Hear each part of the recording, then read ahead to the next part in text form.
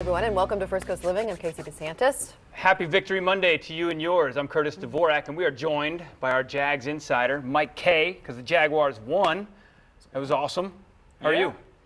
You know what? I didn't get a lot of sleep because I had to do a lot of writing, because that's normally what happens when you win, right? Right? Versus when you lose, it's a lot easier? Yeah, because you know what? There isn't an expectation of, hey, we need to know everything there is to know about this Let's just win. forget this and just move on, right? Right. You've got to.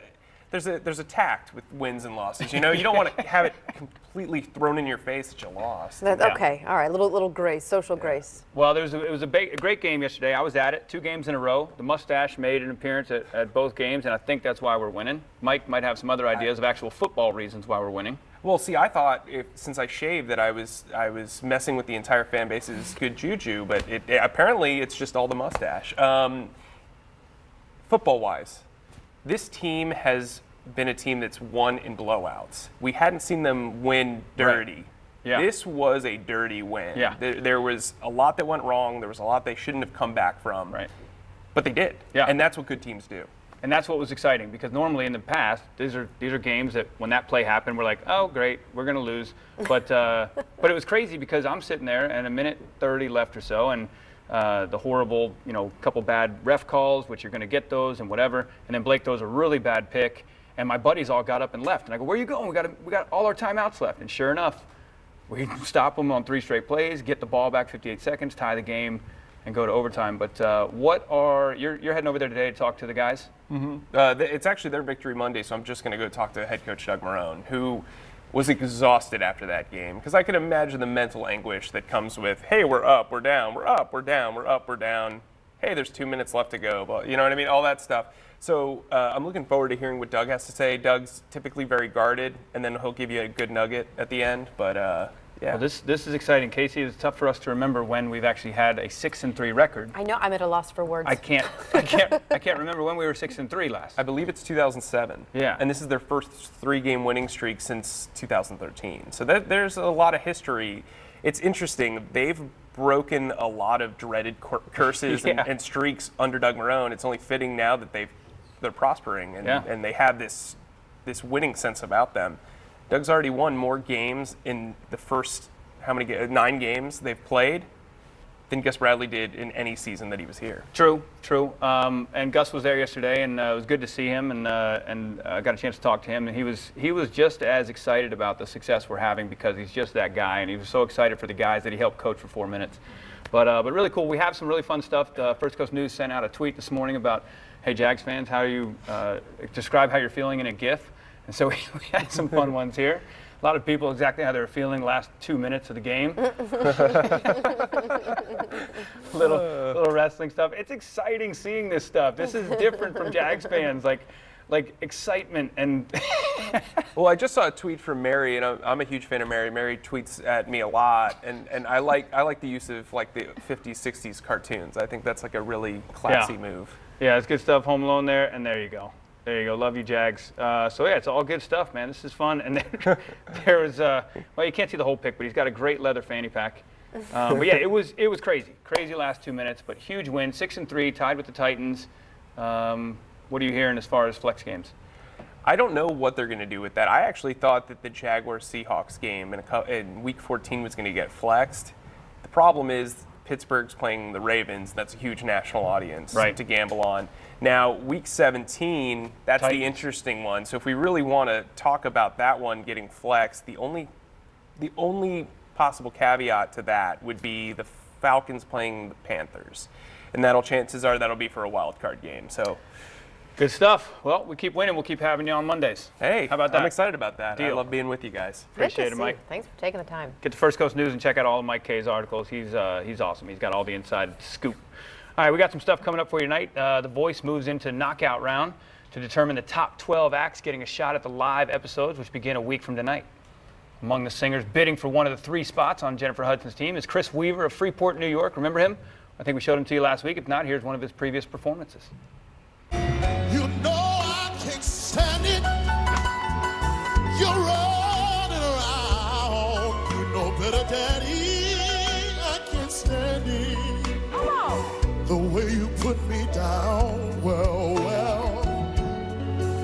I put a spell on you.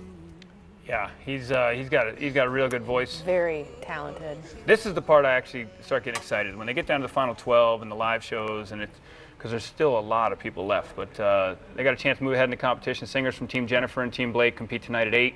And Team Adam goes tomorrow night, and in a special Wednesday edition, it'll be Team Miley vying for spots in the live shows starting next Monday. Also, on ABC tonight, they're going to have Dancing with the Stars, which is not that.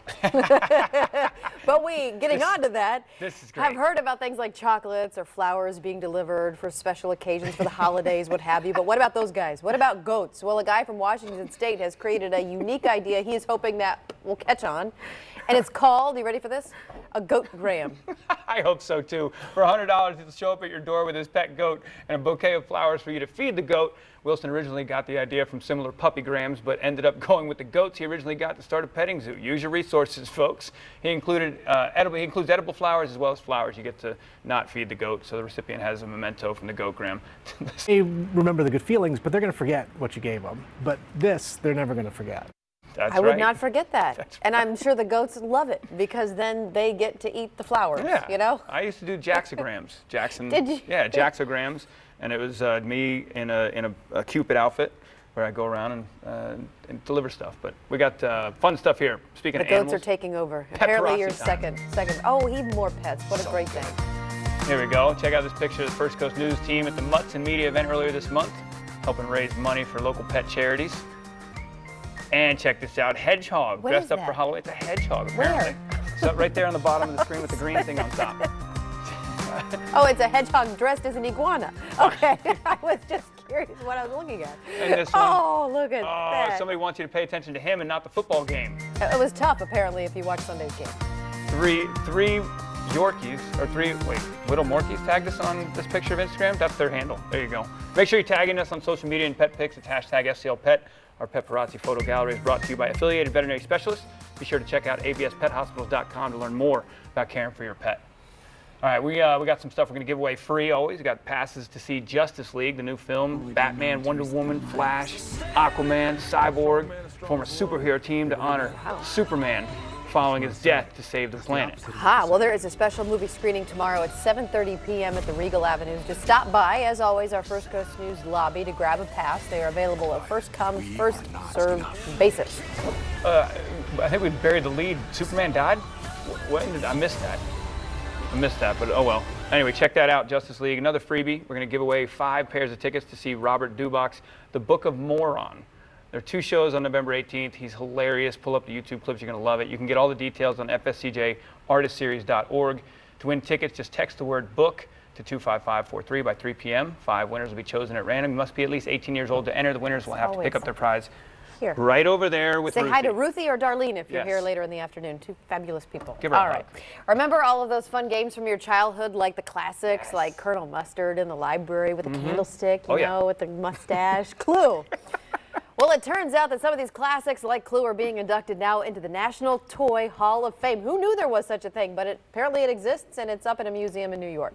So 2 other toys are also hitting the list: the paper airplane and the wiffle ball. Yes. The playthings, and they beat out other nominees like My Little Pony, Matchbox Cars, the Magic 8 Ball. These classics apparently all have one thing in common. Wondering what it is? Here's one of the guys in charge. I like to think of it as the DIY group of toys. They all require sort of a do-it-yourself ethos. Certainly Paper Airplane requires you to fold it yourself. There aren't rules, there aren't specifications. There you go. Good Other stuff. notables going into the National Toy Hall of Fame from before: Barbie, of course, the hula hoop, the Rubik's Cube, Bubbles, Logos, the Slinky, Play-Doh, your favorite, Mr. Twister, Potato and Head. Mr. Potato Head. Yes.